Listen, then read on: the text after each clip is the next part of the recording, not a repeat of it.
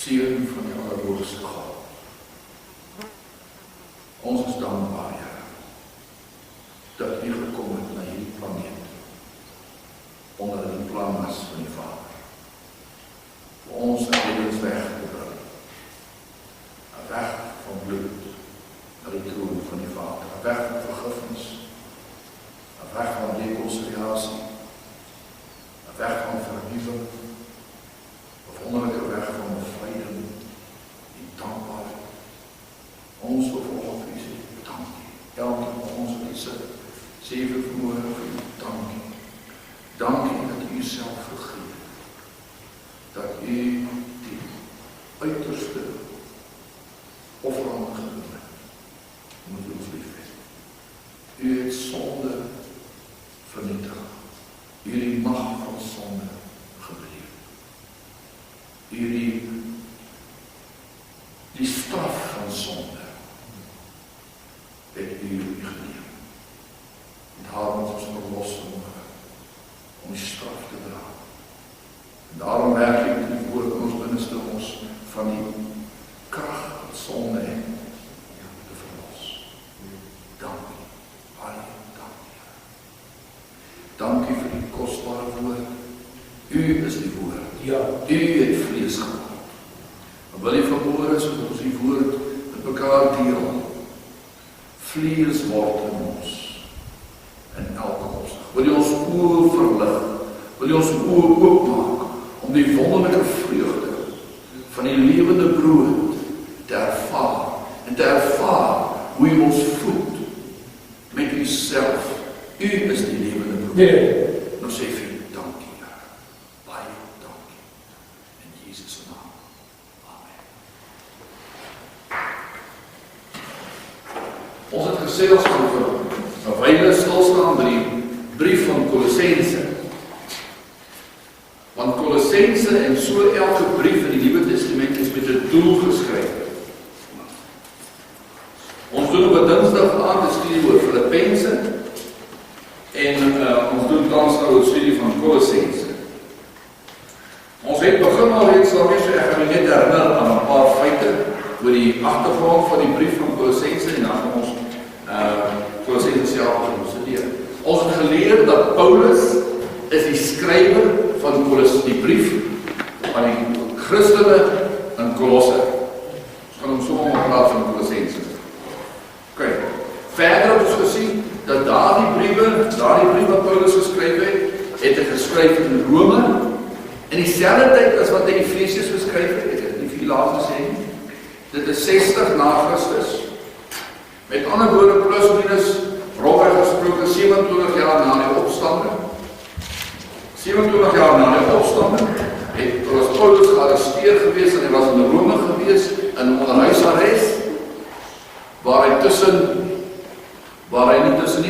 aan 'n Romeinse soldaat, waarskynlik sê die kommentaar dat hy vasgeketting was aan 'n Romeinse soldaat, maar hy het vrye beweging gehad in die huis.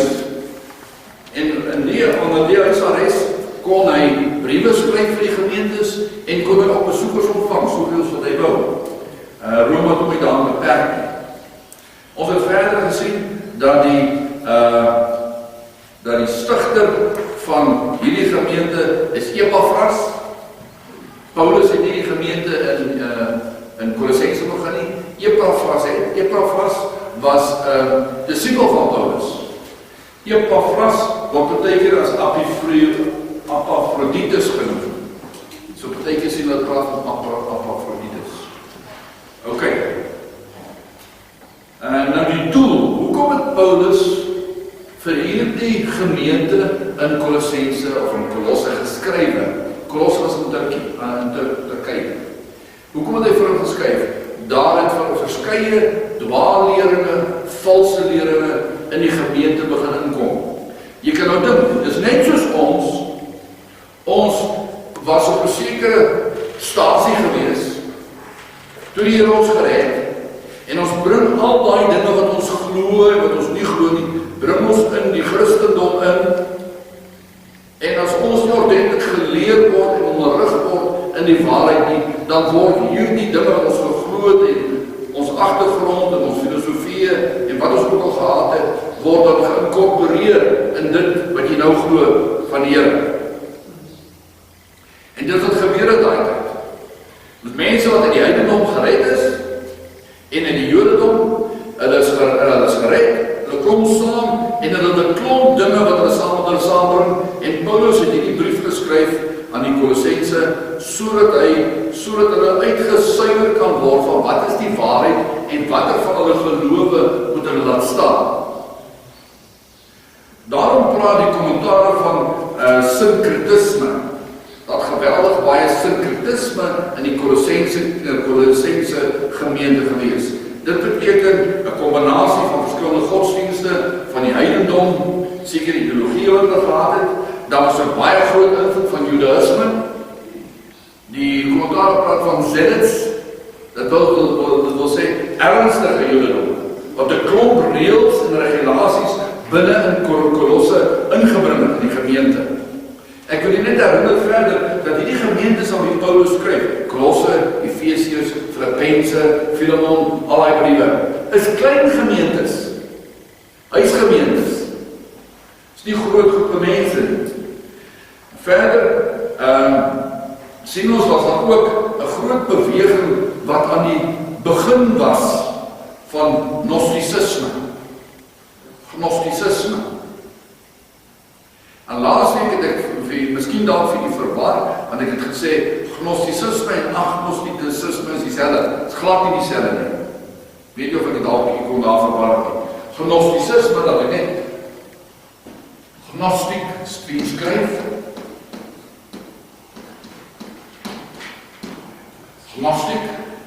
Gnostisisme. Dit beteken dat jy spesiale kennis nodig en dat dit net 'n uitgesoekte groepie mense is wat die spesiale kennis kry en dat jy die spesiale kennis nodig het om gered te word en om God te plesier. En baie Christelike groepe maak hulle daar skuldig. Buite kan hierdie groep kan jy die Here plesier, kan jy gered word, kan jy aangaan as jy die woord volg en 'n verhouding met die woord het. Dis baie belangrik. Jy hoef nie aan 'n sekere groepie te behoort of aan 'n sekere organisasie te behoort om spesiale kennis te kry om gered te wees en gered te bly en God te plesier nie. Gnostisisme. Hulle sê 100 jaar na dit, eintlik nie 100 jaar nie, by 90 na Christus, toe die briewe van Johannes geskryf is, toe was Gnostisisme al redelik gevestig as 'n denkrychting. Agnostisisme is heeltemal iets anders. 'n Agnostikus sê dat jy wel dat God bestaan, maar dat hy nie geken kan word nie. Dat hy onbekend sal bly, dat jy nie sy karakter kan herken nie. Dis agnostisisme. Nou hierdie Gnostisisme, het ons gesien, was deel van hierdie konglomerasie van denke wat onder die Christene behoort te daai tyd. Wat Paulus dan aanspreek met hierdie brief van Kolossense. Verder praat hy ook in die brief van Kolossense van sekulêre filosofie en anders as gesê, sekulêre sielkunde wat 'n denkrigting gevorm het binne die Christendom. En hy spreek dit aan. En as ons kyk, as ons twee versies of 'n versie kan van wat is die kern van die brief van Kolossense, waarin Paulus die hele, hulle praat in Engels van die Colossian heresy, waarin die Colossian heresy aanspreek in twee verse, is dit Kolossense 2 vers 9 en vers 10. Daarin vervat hy sy totale aanspreek van enige vorm van dwaallering. En dit is miskien goed dat u dit weet, of dit memoriseer. Ek lees saam met u dit, Kolossense 2 vers 9 en 10. Hy sê, for in him, dis in Christus Jesus, dwelleth all the fullness of the Godhead bodily. sien hulle het 'n verkeerde God-konsep gehad. En daarom spreek hy dit so aan. Hy sê, and ye are complete in him, which is the head of all principality and power. So as jy Christus het, en jy het 'n verhouding met Christus, en jy weet dat die volheid van die Godheid is in Christus. Hy sê, dan het jy alles wat jy nodig het om gered te wees en gered te bly. Hy sê, you are complete in him. En ek het terwille van myself net gaan kyk, wat beteken as hy sê, ek is dan volkome in hom? Daai woord complete. Met ander woorde, jou verhouding met Jesus Christus is voldoende. Maak jou voldoende en maak jou geheel. Dis die woord, Shekinah en Kavod. Met ander woorde, hy sê, jy is volkome, jy kan die glorie van die Here, net deur 'n verhouding met hom hê, kan jy die glorie van die Here ervaar. Dis die woord ratson, jy sal doel bereik, doel beleef. Dis die woorde geluk, happiness, rest. En dan hier are complete in beteken ook, jy sal vriendelik wees. Ek het nou nie vir die Hebreëse woorde gegee als. Met ander woorde, soos wat ek volkome word in Christus, raak ek 'n persoon wat rustigheid ervaar, rus in die Here, en ek ervaar betekenis en doel, en ek mense ervaar my as aangenaam.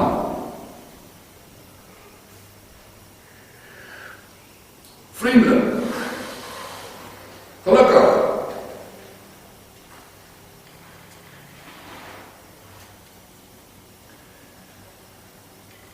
Right, ek het nie vir u gesê, hierdie feit gesê, en dit is belangrik, en dit is Kolossense, die gemeente in Kolossense was 'n baie vooruitstrevende gemeente, baie ryk gemeente.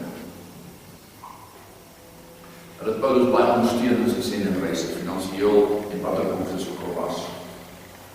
Soos ek vir u sê, Paulus was nooit self by hierdie gemeente gewees, nooit. Hy het nie self die gemeente begin nie. En dan, hy stuur dan hierdie brief, hulle sê, hulle praat van die tweelingbriewe, dan praat hulle van Efesiërs en van Kolossense. Hulle is dieselfde tyd geskrywe, en hulle was met dieselfde posman gestuur en afgelewer. En die posman sal ek van lees in Kolossense 4 vers 7 en 8. Hier net so 'n klein bietjie agtergrond, dan gaan ons die woord bestudeer. Kolossense 4 vers 7 en 8. Daar sê, all my state shall Tychicus declare unto you, who is a beloved brother and a faithful minister and fellow servant in the Lord, whom I have sent unto you for the same purpose, that ye might know your estate and comfort your hearts. So Tychicus was die posman gewees. Hy het die brief aan die Efesiërs en die brief aan Kolossense, het Paulus letterlik in sy hand van gesit en gesê, gaan lewer hierdie af. Okay. Ons kan natuurlijk die brief van Kolossense in verskillende opskrifte opdeel. Dit maak nie saak hoe jy dit doen nie. Ek het maar net vir myself hierdie skema neergeskrywe. Ons praat ook nie van die inleiding nie. Ons gaan vandag kyk na die klompie inleidende verse in Kolossense. So die eerste 12 verse is inleidend. En dan word die brief van Kolossense so opgedeel in die thema's wat Paulus behandel. Eers in die dogmatiese, die eerste is daar die dogma gedeelte, die dogmatiese deel. Jy sal sien, dis Kolossense 1 vers 14 tot 2 vers 3, of 2 vers 3. Die dogmatiese deel, en hierdie dogma behandel hy spesifiek oor die heerlikheid en die volkomendheid van Christus. En daai spesifieke dogma deel hanteer hy die heerlikheid en die volkomendheid van Christus. Met ander woorde, as jy Christus het, het jy geen organisasie of persoon of mens of wat ook al nodig nie. Ja, ons het leenmeesters nodig en die hele lot, ons kan ons van hou. Maar die dogmatiese deel is Kolossense 1 vers 14 tot hoofstuk 2 vers 3 gaan handel oor die heerlikheid en die volkomendheid van Christus. Dan die tweede gedeelte gaan oor die polemiese deel. Ons praat ons Afrikaans. Polemiese deel. Die woord polemies is die Engelse woord controversial en dit gaan oor die bestryding van die dwaalleer. Daaraan hanteer Paulus het spesifiek oor die bestryding van die dwaalleer in Kolossense en dit doen hy in hoofstuk 2 vers 4 tot 2 vers 23. Hanteer hy spesifiek die dwaalleer. Dan die derde punt is die vermaanende deel, waar hy die Kolossense, Christen in Kolossense vermaan. Dis hoofstuk 3 vers 1 tot hoofstuk 4 vers 6. En in die vermanende deel hanteer hy spesifiek die opwekking, en die opwekking van die Christene tot 'n hemelsgesinde lewe. Hier probeer hy aanmoedig tot 'n hemelsgesinde lewe. Dis hoofstuk 3 vers 1 tot hoofstuk 4 vers 6. En dan die laaste punt, die afsluiting in die brief van Kolossense, hanteer hy nou meer persoonlike aangeleenthede en groete. Dis hoofstuk 4 vers 7 tot 18. Laaste hoofstuk. So daar's 'n inleiding. En dan begin die dogmatiese deel, Kolossense 1 vers 14 tot 2 vers 3, waarin hy die heerlikheid en die volkomendheid van Christus hanteer. Dan die tweede punt is die polemiese deel, waarin hy die dwaalleer bestry, dus soos die 2 vers 4 tot 2 vers 23. En dan die derde punt is waar hy die vermanende deel, waar hy die Christen aanmoedig tot opwek tot 'n hemelsgesinde lewe.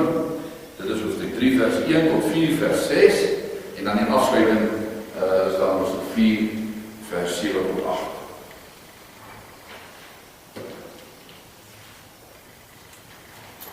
En jy weet wat,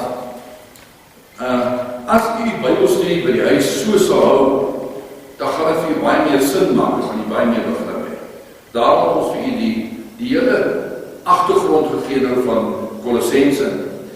En dan begin ons nou in hoofstuk 1 vers 1, dan kyk ons na die inleiding en ons doen nog Bybelstudie van daar af. So as ek saam begin na hoofstuk 1 vers 1 toe, dan begin ons daar, ek gaan hier en daar 'n paar begrippe met u behandel, sodat ons verstaan wat die inhoud is wat Paulus vir die Christendom sê, vir u en my sê.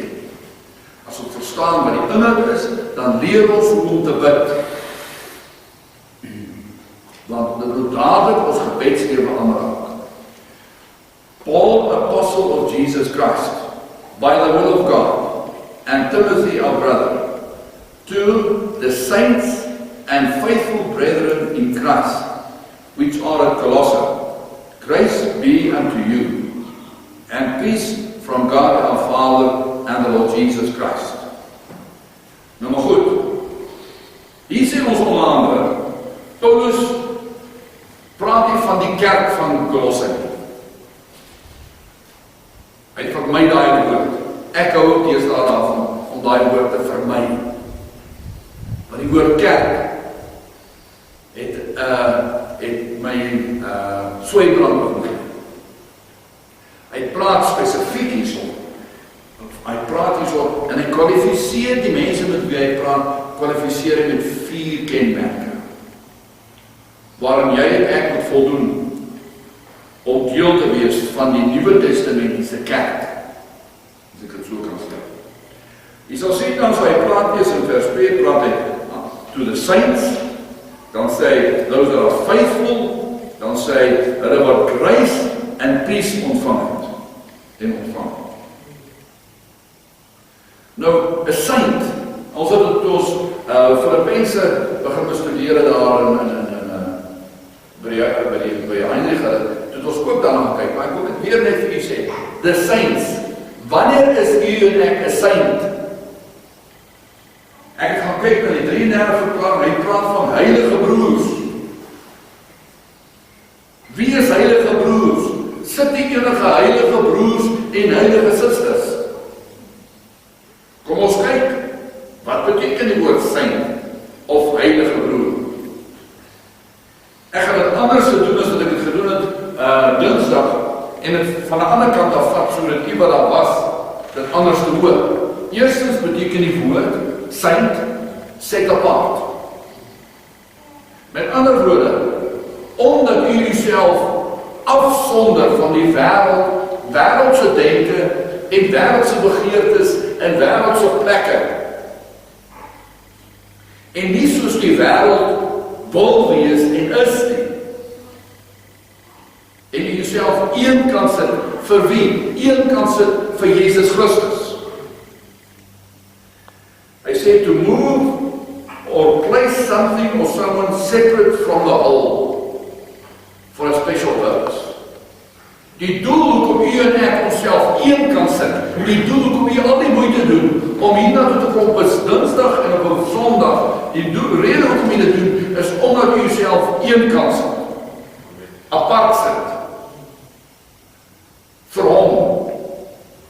En ons onderrig word hoe om in hierdie koninkryk op te tree en te dink en te voel en te praat. Nou ek het die antieke woord geopsoek en ek wil dit graag vir u voorhou, net om vir u 'n ander begrip te gee. Wat beteken die woord saint? Die woord saint word so geskryf in die antieke taal kop, dalet, shin.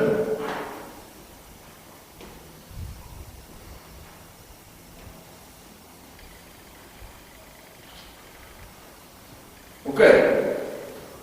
Kop beteken baie dinge. Maar kop beteken byvoorbeeld die wervel in jou agterkop waar jou kop draai. Met ander woorde, 'n saint is iemand wie sy kop laat draai, wat toelaat dat die waarheid sy kop draai, sy rigting verander. U en ek dink op 'n sekere manier, ons reageer op 'n sekere manier, ons beleef dit op 'n sekere manier, dan leer ons uit die woord uit, die waarheid sê, dit is hoe ons moet maak, dit is hoe ons moet dink, dan draai ons. Met ander woorde, we set ourselves apart, ons begin anders te dink, ons sit onsself een kant. Oké, die deur, beteken die deur, onder andere die deur van my hart, wanneer my hart hoor dat die waarheid in my hart klop, dan maak ek die deur oop vir die waarheid. Ek laat dit toe. Ek laat toe dat die waarheid in my hart inkom en met my fellowship hou en met my 'n maaltyd voer en my verhouding moet my begin in hierdie aspek. En die sin praat van onder andere, ek vat die woord en ek kou die woord deur en soos wat ek met die waarheid, die lewende woord kry, hou ek het vir myself en ek laat toe dat het met een kan sit.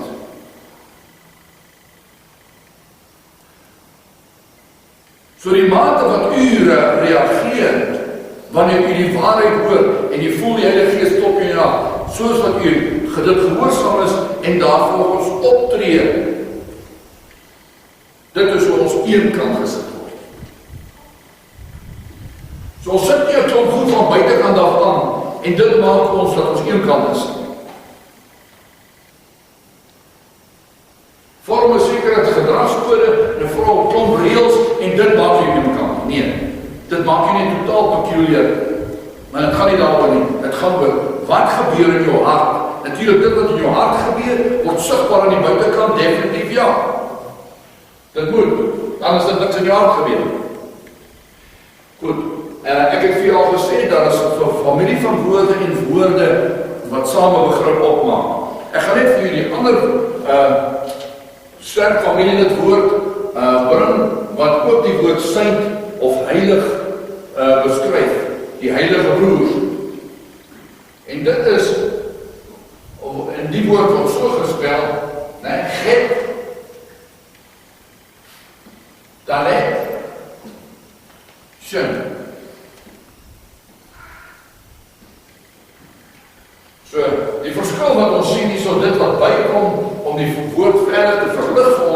betekenis van die woord saint. Sien ons hier die kop en die gek. Verskil hierso. Die gek praat van die heining. En die woord leer ons dat die waarheid is die heining. En wat is waarheid? Waarheid is wanneer jy die woord lees, bidend lees, beleidend lees, jy lees die waarheid en dit wat jy lees, is daar sekere woorde wat na jou toe spring, met jou praat en wat jou aanspreek. Dit is die waarheid, dit is die Here wat met jou praat. En wanneer jy ek voel dat daai woorde 'n heining om my slaan, met ander woorde my manier van dink en optrede en praat beperk. En laat toe dat die waarheid my beperk. En ek koester dit en ek omhels dit. Dan is ek 'n saint. Jy weet, so hier begrip of hierdie manier van na die hele massa voor jou te kyk en te almal te sê, heilige broers. En ek moet vir elkeen sê, is dit wat jy doen, is dit wat jy doen, is dit wat jy doen, is dit jou mentaliteit, is dit wat jy doen. Want as baie wat nie so doen. Wat ook al sê. So dit is die woord as hy gebruik en hy sê eerstens saints, heilige broers. So die eerste kwalifikasie was heilige broers. Die tweede een waar hy gekwalifiseer, so hy maak duidelik dat die leser en die hoorder dat hy hulle spesifiseer met wie hy praat. Die tweede kwalifikasie van die mense met wie hy praat, sê hy daar the faithful ones. Die wat getrou is. Nou wat bedoel getrouheid? In die Afrikaanse 33 vertaling praat hy, gebruik nie die woord getrou nie, hy gebruik die woord gelowig. In die Engelse King James praat hy van faithful. Nou dit is fantasties, want daai woord faithful is die woord emuna.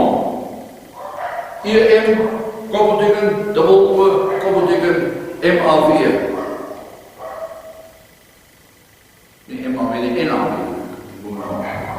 Emuna beteken faithfulness. En jy kan duidelik hoor dat die kern van daardie woord is die woord faith.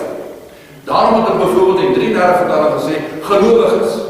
Nou so maklik word die woord gelowiges gebruik. Wie is gelowiges? Almal in Suid-Afrika is gelowiges. Nee, wat beteken die woord gelowiges? Wat is daai woord emuna of faithful? Dit is die woord faithful, gelowig of faithful teenoor wat?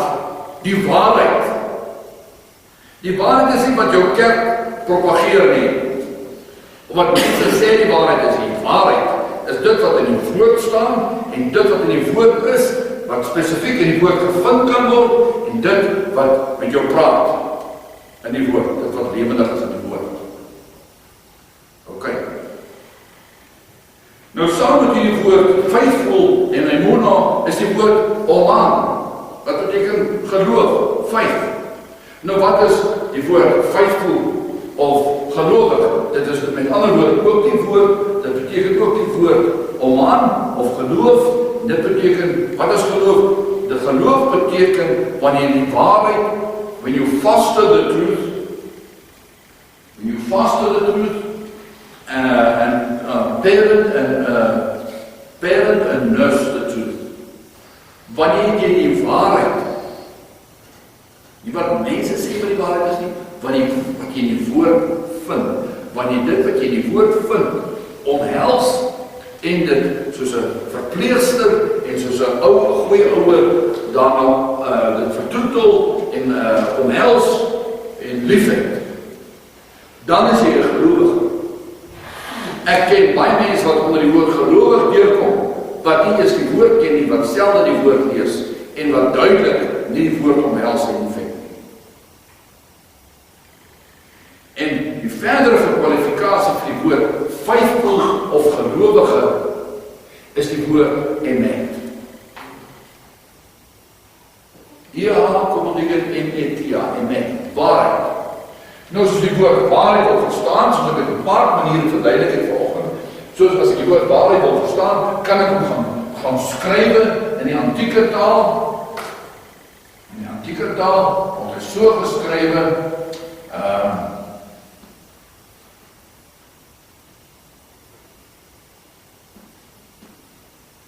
dis hoe die woord emet geskrywe word.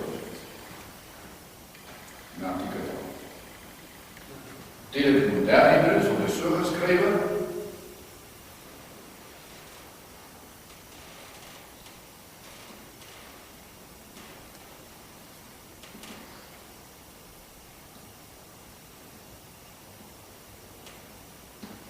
Presies dieselfde woord wat geskrywe word, net om dit te bevestig, om weer te wys, wat is die kernbegrippe van die woord waarheid? Dis alef. So jy begin by alef. As ons van waarheid praat, begin ons by alef. En die rede hoekom ek so doen is om binne die Christendom is daar so 'n warboel van kromheid. As u en ek nie begin by die begrip dat God is in alles, hy is alles, hy is in beheer, hy is omnipresent, alomteenwoordig, hy is almagtig, omnipotent, hy is alwetend, omniscient, hy is die bron van alles, hy is die begin van alles.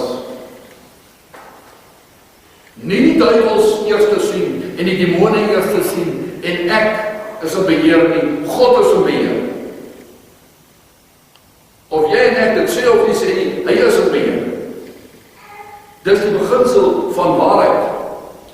Iets is alleen met die waarheid wanneer daai dogma of daai doktrine of daai geloof die alef beginsel in die midde daarvan het. Okay. Verder sien ons alef of liewerste die woord emet het te doen met die waarheid, die waters van die woord en te doen met die kruisweg, die weg wat oneindig is, wat everlasting is, dan het jy met waarheid te doen. Met ander woorde, waarheid het nie 'n tyd gekoppel aan hom nie. Daar gaan nie 'n einde aan waarheid kom nie. Waarheid is, Jesus het gesê, ek is die weg, die waarheid. Presies die woord en die lewe. Soos hy praat met die faithful of die gelowiges, dit is 'n gelowige. 'n gelowige is iemand wat God in die midde van sy omstandighede, van sy gedagtes, van sy redenasie, van sy gevoel plaas en alles wat in die plek daarvan kom, deur daai worsteling te gaan totdat jy weet en kan bevestig God regeer. En die saam.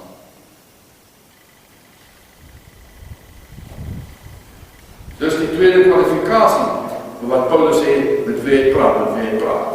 Right. Die derde en die vierde sê grace and peace be unto you. So in die viervoudige kwalifikasie wat hy identifiseer met wie hy praat, was die saints, the faithful, those that receive grace and peace. Grace of genade, grace het ons al geleer.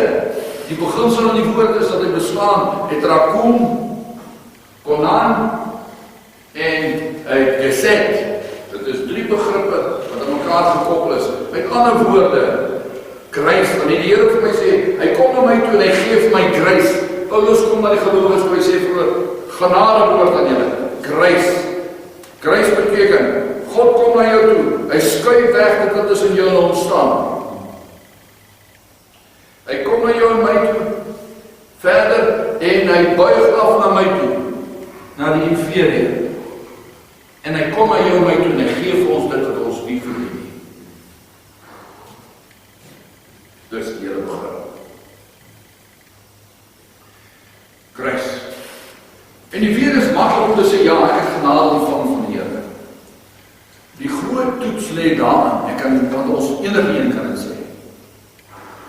Die groot toets lê, kan my sien byvoorbeeld in Hebreërs 4 vers 16, ons gaan nie so toe blaai nie, ek verwys nie daarna. Hebreërs 4 vers 16 geef ons 'n blik van as ek sê, ek het God se genade ontvang, dan sal ek genadig wees teen my broer en toe die volgende een wat genade nodig het. As ek dit nie gee vir die volgende broer en suster en ongelowige en ongeredde wat ek vind nie, beteken nie, ek het dit ontvang. So is maklik om te sê, genade en vrede vir julle. Die oomblik as ek dit hoor, moet ek sê, ja Here, ek ontvang ontvang dit, baie dankie. En as ek dit ontvang, dan het ek dit mos nou. Dat wanneer ek om my sien, iemand het genade en genade nodig, dan het ek dit, dan gee ek dit. Want ek het ontvang. So my gesindheid en my optrede en my lewe moet getuig van die feit dat ek wel genade ontvang het. Hy sê genade, grace and peace. Nou peace, kom ek lees vir u wat die antieke kommentaar oor die woord in daai opsig, presies daar waar hy nou staan, wat hy woord peace beteken. Dit beteken to be made whole or complete by adding or subtracting. To be made. To be made whole or complete. Ja? By adding or subtracting. So ja, ek kan maklik sê, vrede, genade en vrede vir julle, maar die vrede is 'n aktiewe woord. Vir my om vrede te hê, om het te ontvang en te hê, beteken I must subtract and add. Met ander woorde, ek moet die weg volg van die gekruisigde Christus. Ek moet my vlees neerlê, dis die subtracting. Dan sal hy sy karakter byvoeg. Dan kan ek praat van vrede. En dis wat ek ook peace being made whole. Want peace beteken to be made whole, om heel gemaakt te word. Al hoe u en ek heel gemaakt word, is when you subtract the flesh and he adds his character.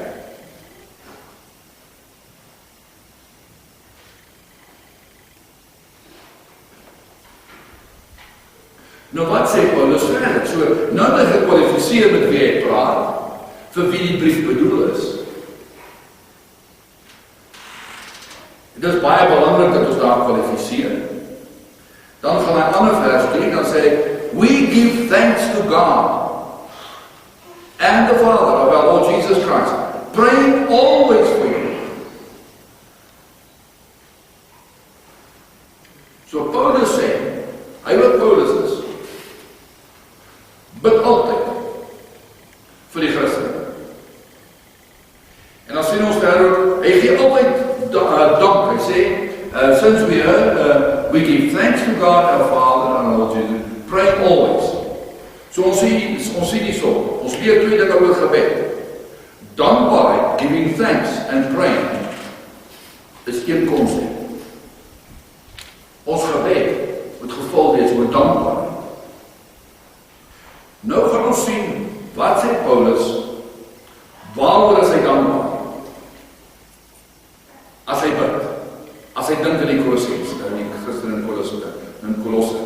Hy noem die so, hy sê, ek gaan net eers die hoofthema sê so, vers 4 sê hy, ek is dankbaar as ek bid vir julle, en ek is bly, wanneer,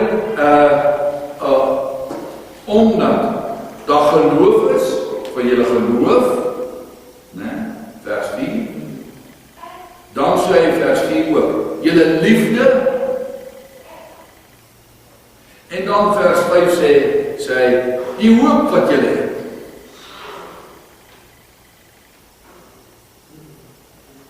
Ek was sommer hoor hoe drink baie mense die melk van die woord. Hoe kreeg en Amanda hoe sy die melk drink.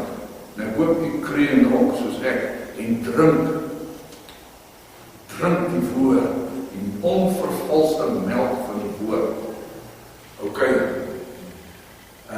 so sien die som, faith, love, hope, is die kenmerke, en die dinge waarvoor hy dankbaar is. Dan sê hy in vers 6, hy bid, en hy sê, so bly is hy die vrug sien in hulle lewens. Sien daar, vers 6, which is coming to you as it is in all the world, and bringing forth fruit, as it does also in you, since the day ye heard of it, and knew the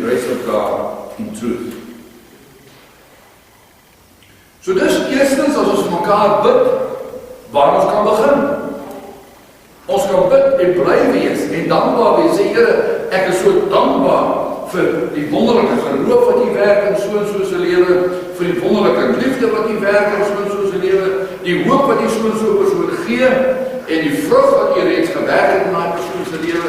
Dit is wonderlik. En dan vers 7, dan bid Paulus ook gesê, hy is so dankbaar oor Epafras vir sy getroue werk in die gemeente. So dan kan ons riglyn as ons vir mekaar bid. Hoe ons moet bid. Nou waarvoor bid Paulus verder? Dan in vers 9 gaan hy nou aan, en dan sê hy verder waarvoor hy dan bid vir die Christene. Hy sê so, for this cause we also, ons gaan vers 9 tot 14 doen, ek gaan dit nou alles lees in tyd bespaar nie, ons gaan net so versie lees. For this cause we also, since the day we heard it, do not cease to pray for you and to desire that you might be filled with the knowledge of His will in all wisdom and spiritual understanding. So wat sê Paulus hier, waarvoor bid hy verder? Hy sê, that he might be filled with the knowledge of His will, dat jy gevul mag word met die kennis van sy wil, in alle wysheid en geestelike begrip. Dis nou maar sommer my eie vrye vertaling wat ek nou gemaak het. Maar kom ons kyk wat sê hy, wat is die inhoud? Hy sê, that you might be filled with the knowledge of His will, dat jy gevul mag word met die kennis van sy wil. En daai woord kennis is die woord Joda. Met ander woorde, dat jy en ek ervaringskennis, nie kopkennis nie. Kopkennis van sy wil, maar dat jy en ek ervaringskennis het, in 'n verhouding staan, 'n persoonlike verhouding staan met hom in sy wil. Want hy woord will is die ensemble, purpose and delight. So hy sê, ek bid dat julle sal ervaar wat is julle doel. Dat julle nie dit kan accepteer agterna dat praat nie, maar dat julle ervaar, dat julle ervaar die ensemble, met ander woorde, dat julle voortdurende nuwe openbaring van die Here self kry, van wie hy is, en dat soos wat julle die openbaring, sodat Christus ook aan julle openbaar in julle persoonlike verhouding met hom, dat julle daardie verhouding en daardie openbaring van wie hy is, met die mense en die, om julle deel.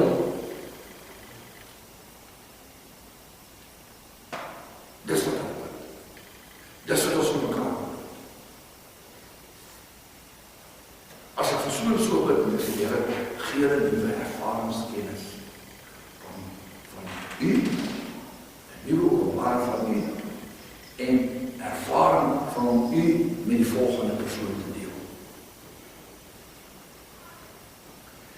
That you might be filled with the knowledge of His will in all wisdom and spiritual understanding. So wat is 'n wysheid praat hy daarvan? Hy praat van kokmo, bruidswysheid. K-H-O-K, koppelteken M-A-N, kokmo wysheid. So hy bid daar, ons by vers 9 nog steeds, so hy bid daar, en hy sê, ek bid dat julle werklik die wysheid van die bruid van Jesus Christus mag ervaar. En daai kokmo of wysheid is 'n woord gekoppel is aan emet en alef. So wat is bruidswysheid? Bruidswysheid is wanneer ek in my omstandighede God in die middel daarvan soek en die stryd met die vlees en alles voer, totdat ek duidelik weet, persoonlik weet, God is in die middel hiervan. En ek kom daarin volg. Dis wysheid. Dis daai woord wysheid. So dis wat ons moet bid vir mekaar. En dan sê hy verder, dis daai woord wysheid, ons gevul mag word met daai wysheid en met spiritual understanding. En daai woord spiritual understanding in die Grieks beteken spiritual intelligence.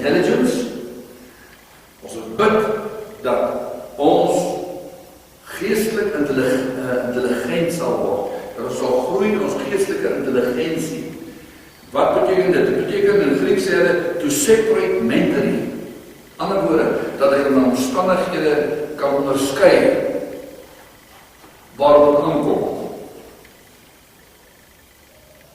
En dis die woord, daai woord, understanding is gekoppel aan die woord kokma, dat is net behandel het. Met ander woorde, spiritual understanding kom alleen wanneer God sien in totale beheer. In midde daarvan maak ek ervaring, kennis om te ontdek en te vind dat het wel so is.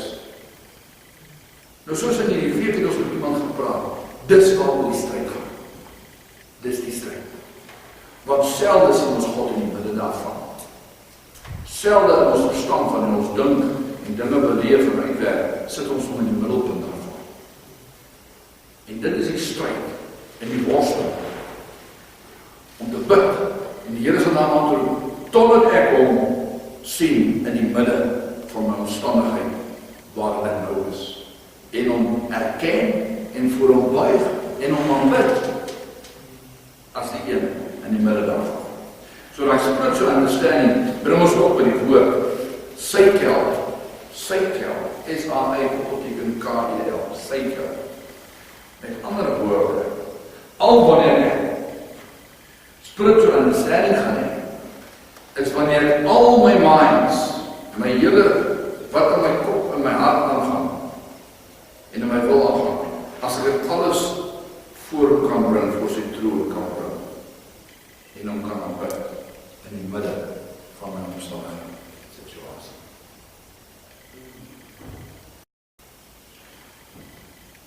Dis wat ons moet vir mekaar. Want die spiritual understanding is dat ons sal begryp God se posisie op die troon in die Vader nie. Wel my omstandigheid brul en blaas en rol en die mekaar is en blits en donder en die aarde skud. Om my is God nog steeds op die troon.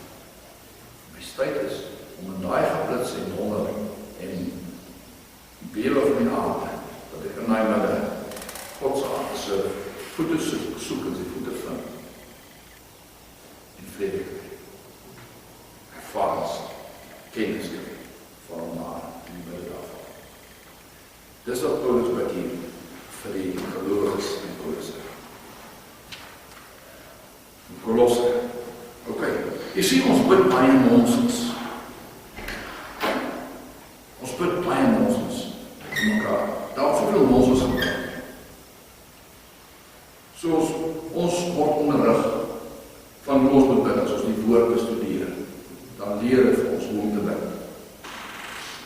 Goed, so Paulus gaan aan in vers 10, dan sê hy verder wat bid hy, that ye might walk worthy of the Lord, unto all pleasing, being fruitful in every good work, and increasing in the knowledge of God. Jy weet, ons kan het memoriseer en aframmel ons bid, en denk, oh wow, yes, waarom bid jy?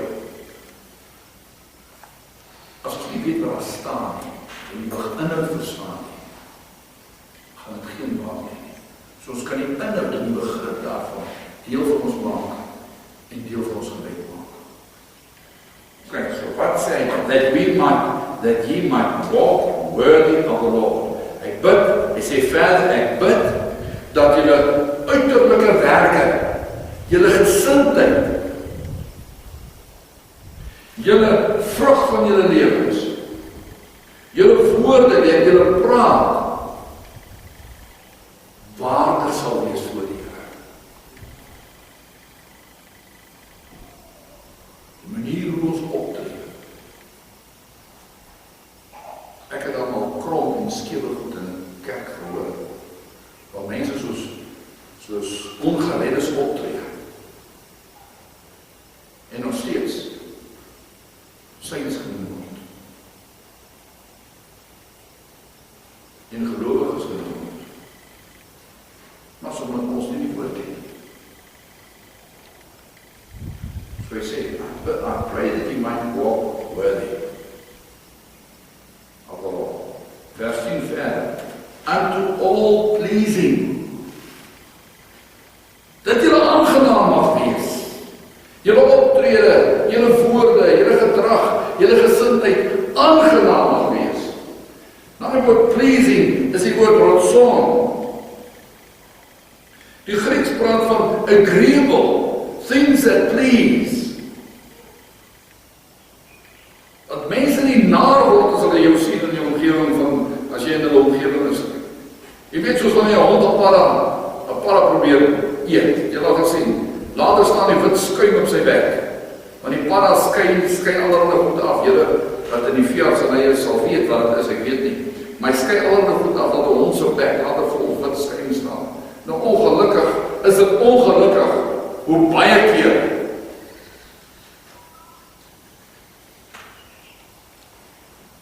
ongereddes gelowiges uitvoer.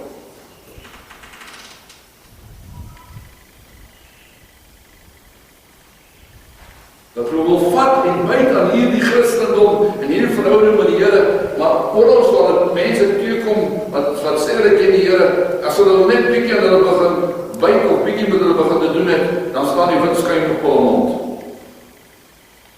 Dan word hulle dit nie hê nie.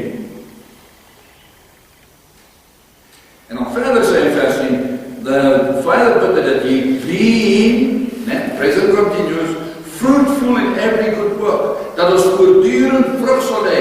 Ons sê dan Psalm 1 sê die woord, dat hy vrug sal hê vir in elke seisoen. In Openbaring leer ons dit, die woord, dat die Here wil hê, die Here wil sy vrug deur ons dra, ongeag wat omstandigheid ons is.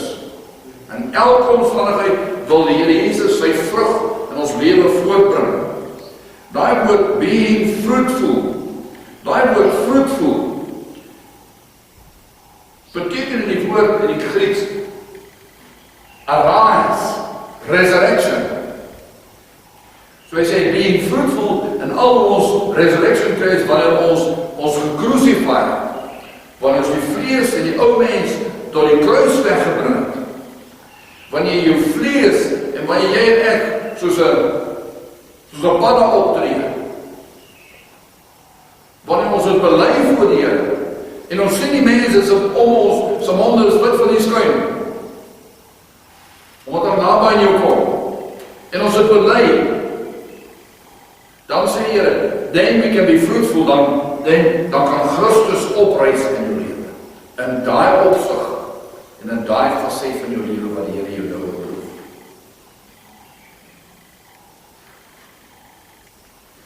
Hy sê, be fruitful in every good work. Daai woord good work, elke goeie werk. Dan, jy weet, ons Bybelbegrip is so deur besmet met humanisme. As ons oor goeie werk, dan dink die tannie wat die teestings skink, en wie ook al dink hulle, ja, dis hulle, die goeie werk. Nee, daai woord goeie werk, die woord goeie is die woord tobé, of tof, T-O-B-E, Hebreeuws, en dit beteken, jy laat 'n goeie gevoel, dis die woord ook, gekoppel die woord mosham, die werk, of het nou iets is wat jy doen, of iets is wat jy praat, of jy gesindheid, laat by mense 'n goeie gevoel.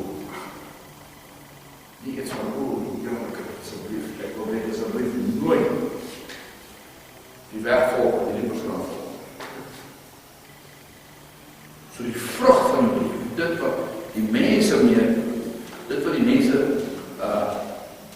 proef van jou, eet van jou, dat aangenaam is. En ek laat my nie mislei deur mense wat altyd verskoning gemaak het in die verlede. En sê, jong, so is nou wel sy so en so, maar dit stink nou rondom daai persoon, en die skuim staan op die mond as jy na hulle kom, maar moet nie verskoon nog maar net. Nee, iets maak nie sin. Volgens die woord maak iets nie, glad nie sin. Glad.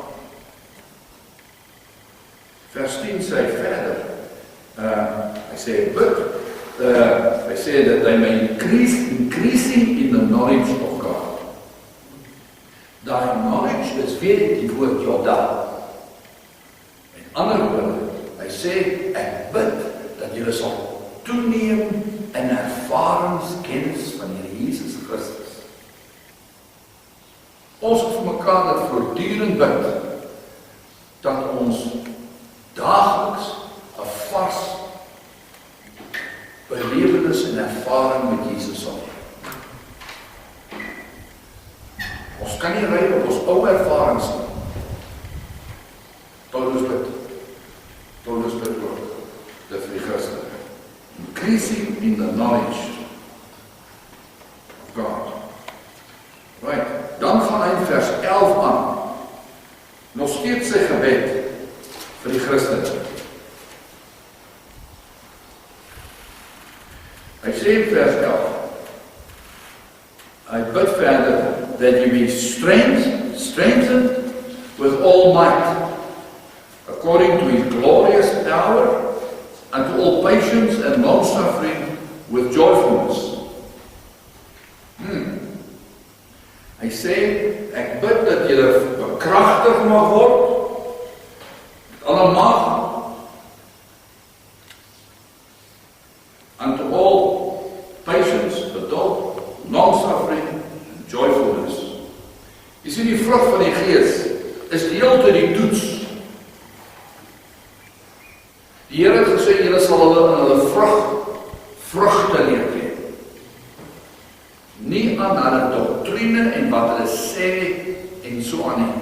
Die vrug is eerstens die belangrikste. En nou sou wees hier onder ons, dat mense met u en my te doen het, dat hulle die vrug sal ervaar, van patience, long-suffering, joyfulness, nader. Daai woord strengthened with all might. Daai woord strengthened is gekoppel aan 3 woorde. So koppel aan die woord El, Kawak en OZE. Daai woord strengthened. So wat se krag praat hy van? Daai woord El praat van dis God, né? God word die woord God. Is die woord El, E-L. One who holds authority over others, such as a judge, and to be yoked to him. Okay, so hy sê, ek bid dat julle aan hom gekoppel sal wees deur sy juk.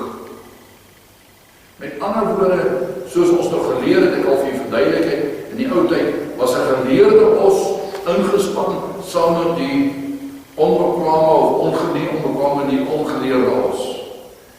Die woord El of Alef beteken die geleerde os. Hy is gekoppel met die ander os dat hy moet leer met 'n juk. En hy sê, ek bid dat julle dieselfde juk met God sal trek.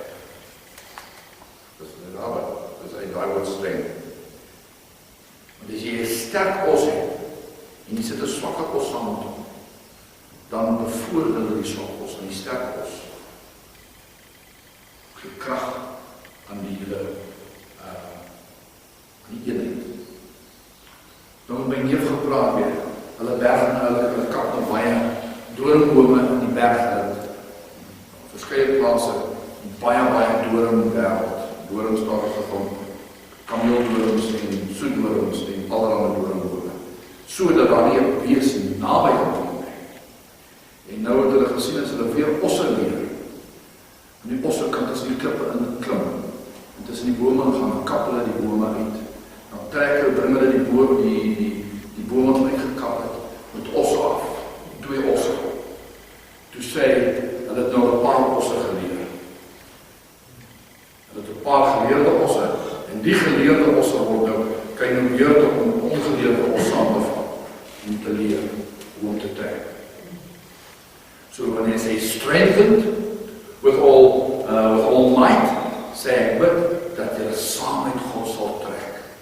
El, hy woord strengthened, El beteken, kom ons die woord Alef. Okay, so hy sê, bid dat jy nie teen God sal werk, dat jy saam met hom sal werk, ek en jy, sal leer hoe om die lewe te lei.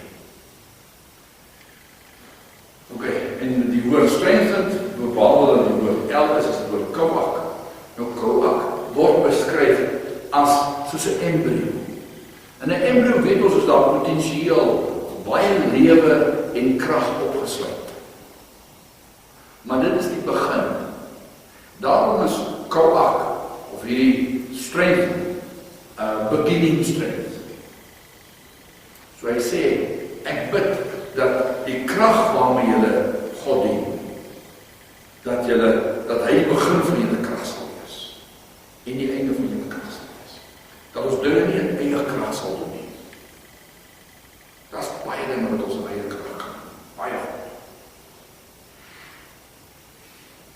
Maar dit is nie die Bybelse nie, dat ons in sy krag op hom leun.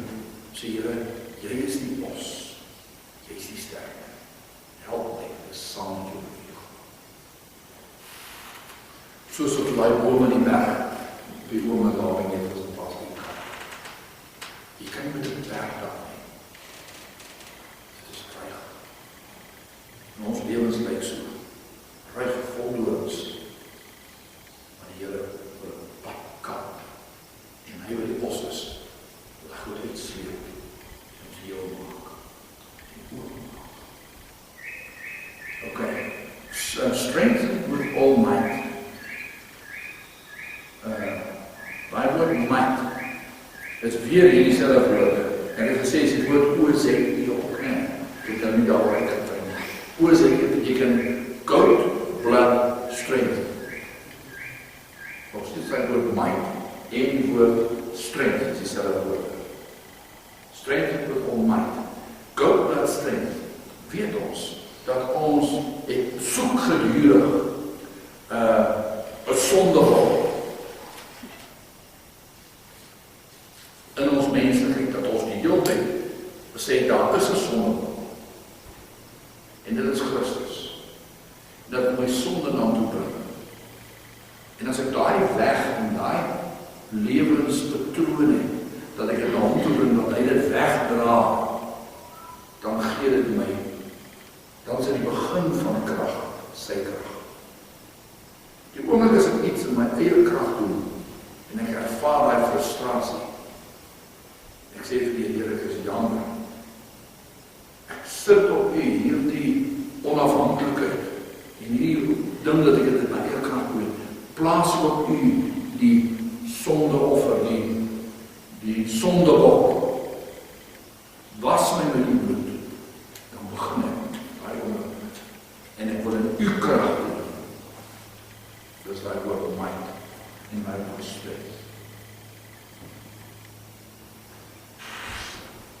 Right. Kan iemand amen sê? So dis wat ek bid. Dis wat ons vir mekaar bid. Vers 12, gaan hy verder. Vers 12 sê, dit is die laaste vers wat ons vandag gaan doen.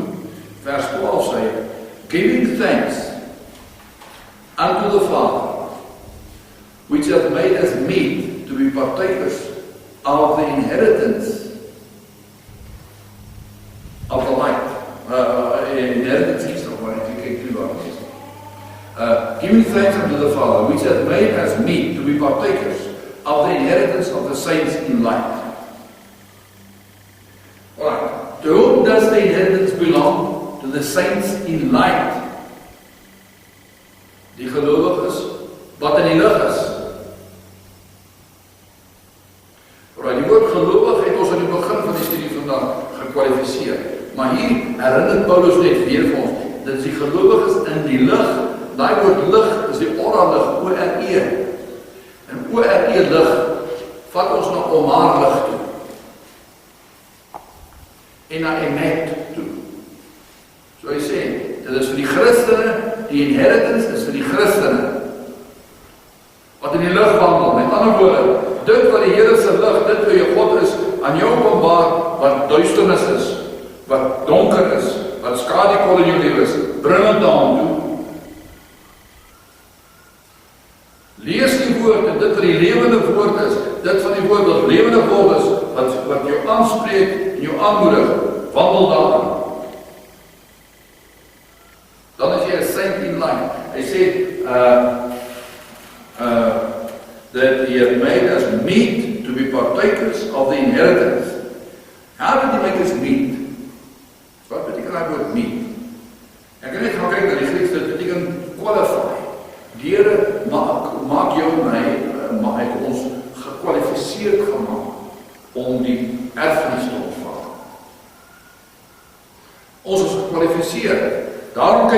tevore na die nagmaalstafel. Dis die nagmaalstafel wat ons moet kwalifiseer het. Die naweek is 'n naweek waarin die Pasga gevier word. Die kruising van Christus en die opstanding. Dis as gevolg daarvan dat het ons kwalifiseer,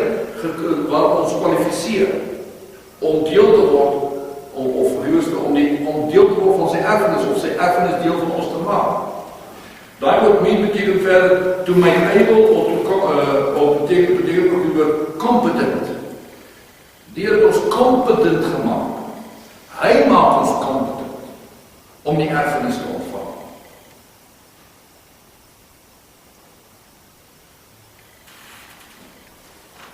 Wat is daai inheritance?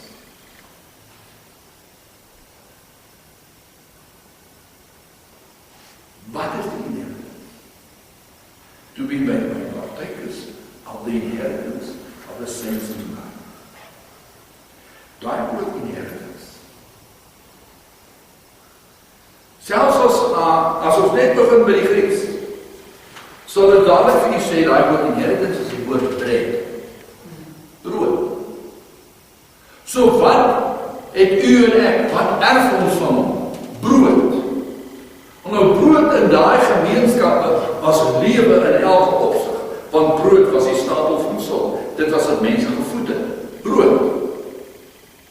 So die erfenis wat ons ontvang, is nie wat ek sê nie, dis wat hier staan. Beteken brood. En dan verder sê dit, especially breaking of bread. Kan jy dit glo?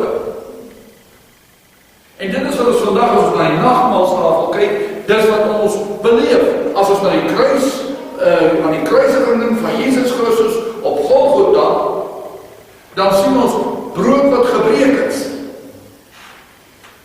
Christus wat gebreek is vir ons. Dis ons inheritance. Christus is ons inheritance. Hy is die brood. Die gebroke Christus is die brood wat ek geërf het. Want sy gebrokenheid maak my heel, die verlos my en gee my krag. En verder, die Hebreëse woord wat daar gebruik word, as hy sê inheritance, is die woord Torah. Dis die Hebreëse woord. Torah beteken teaching. Dis wat die woord Torah beteken. Teaching. Bread of life. Jesus is the living bread. So wat het ek geërf? Wat erf ek? Ek erf lewe, want dis brood. Die probleem is net vandag, dat daar so 'n armoede is aan lewe. Met ander woorde, die Christene is honger, vermaar, uitgehonger. Groot mense en uitpeel oor. Sê jouself nou baie goed sleg.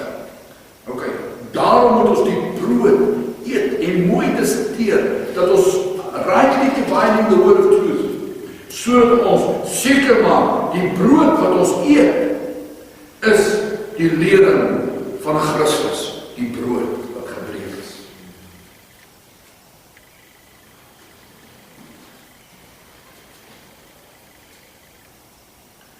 En verder die woord Torah verwys ook na die vroulike woord, vroulike teaching, met ander woorde, die emet.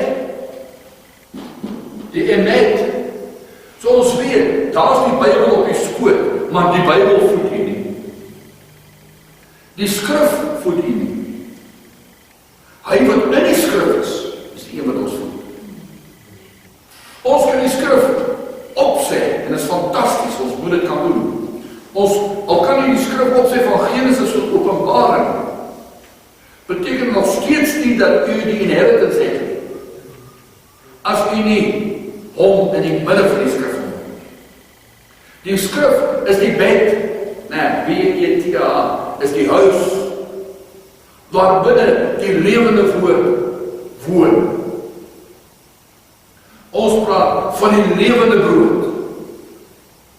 So ons erfenis is die lewende brood wat woon binne in die skrif. Binne die Bybelvers is die persoon Jesus Christus. Ons praat van hom binne die skrif. En daai woord erfenis, en die woord Torah en die woord teaching beteken verder, beteken throwing of a rock or shooting of an arrow. Met ander woorde, die skrif is spesifiek. As jy boog skiet, skiet jy nie in 'n algemene rigting nie. Jy fokus om jou teiken te kan tref. Met ander woorde, die lewende brood is nie 'n algemene voeding nie. Die lewende brood spreek altyd iets spesifieks aan, wanneer u en ek die lewende brood eet. Hy spreek iets spesifieks aan in uw lewe, en hy voed u spesifiek.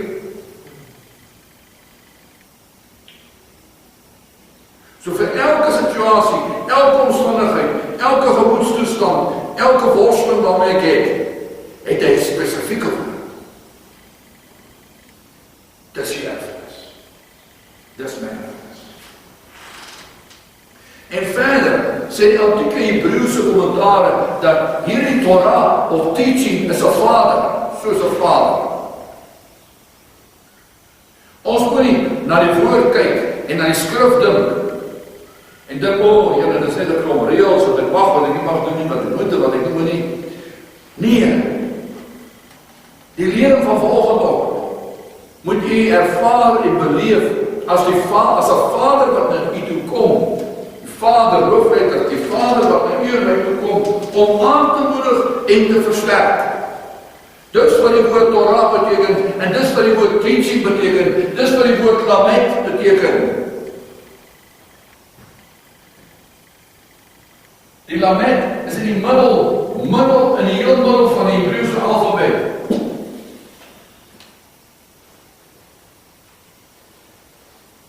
Word so geteken.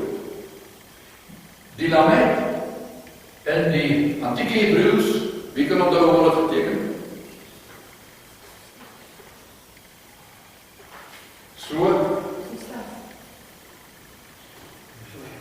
Daar sê.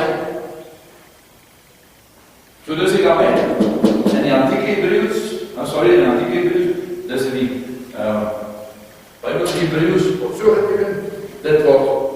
Dis die grootste letter binne die Hebreëse alfabet. God gee baie aandag aan dat mense baie spesifiek kennis neem, hoe belangrik lering is. En lering moet nooit ten doel wees om u en my te dreig en vir ons reëls daar te stel nie. Dit is nie die gees van lamet lering nie. Wel die gees is dat dit 'n vader is, en dit is hoe ons as vaders ook moet optree en moeders.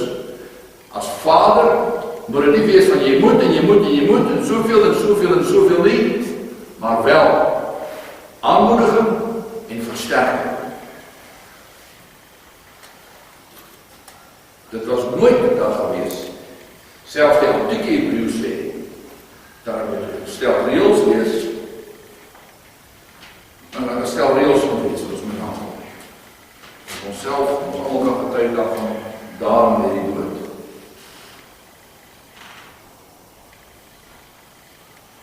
So hier het Paulus ons nou 'n klomp dinge geleer van wat die inhoud van gebed moet wees en wat hy vir die Kolossense geleer wat die titel daarvan is. Ek wil die graag aanmoedig gaan kyk by die huis, wat is die inhoud van dit wat hy sê, wat ons volgende doen, en incorporeer dit en bring dit in die gebed in, want dit maak ons gebede meer effektief, nie meer effektief. Dit maak ons gebede effektief.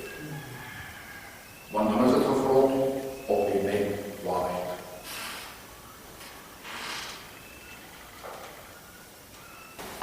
Kom ons dit saam.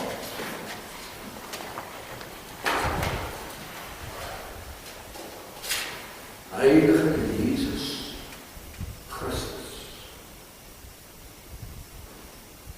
jou Yeshua, Moshiach. Die woord leer ons dat U kom van die voortyd, by die leidende van die Vader, is die gewilde waar.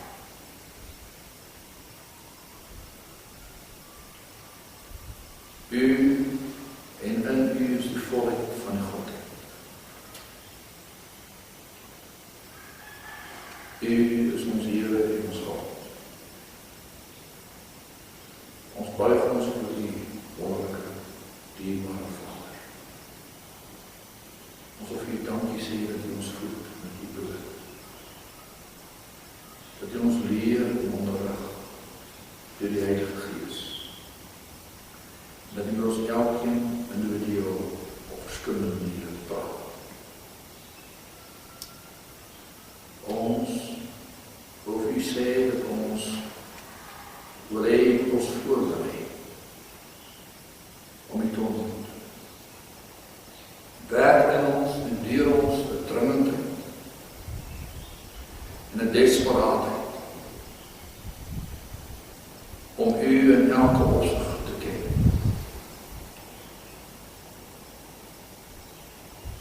Soos ons al baie keer gesê het, ken hom in al U wees. Vader, baie dankie vir die gemeente wat ons gaan volg. Baie dankie dat U gesê het, U sal ons nooit begewe en ons nooit verlaat. Wanneer ons nader van U weggaan, wanneer we weggaan, dat U met ons is gestel. Ons bid vir ons geliefdes, waar hulle ook al is in die land, door die naweek op die paaie, dat U in en deur elkeen sal werk. Dat elkeen U waarheid opnuut sal omhels en U sal lief hê en U sal volg. Dat elkeen van ons 'n lewe sal voer van afgesondering tot lof vir U naam. Sê vir U dankie. Dankie dat die werk wat U in ons lewens begin, dat U dit nooit sal uitvaar.